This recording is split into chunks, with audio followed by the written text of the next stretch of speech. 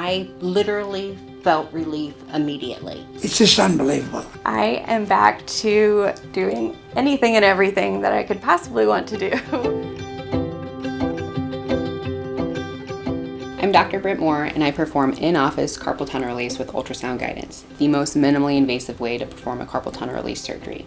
I was very fortunate in my medical training at Mayo Clinic to be mentored by the physician who developed the Sonix device. The device is an innovative, safe, definitive way to treat carpal tunnel syndrome.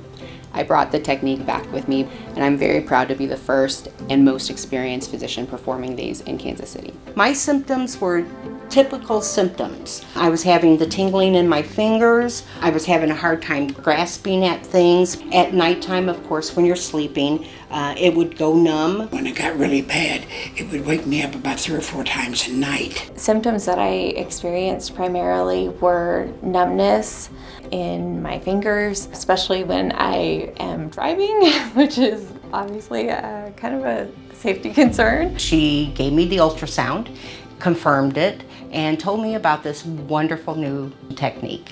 It has the same goal as traditional carpal tunnel releases, which is to completely cut the ligament that's compressing the nerve, causing your carpal tunnel syndrome. The main benefits are it's less stressful. I do the procedure in the office in a sterile procedure suite, so you don't have to hassle with anxiety or cost of surgery centers. There's less risk involved. I do the procedure under local anesthetic, so your hand is completely numb, but you don't have to have the risk of general anesthesia or sedation.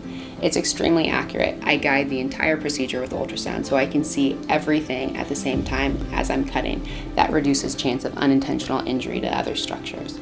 It's so small that we don't even have to suture you up.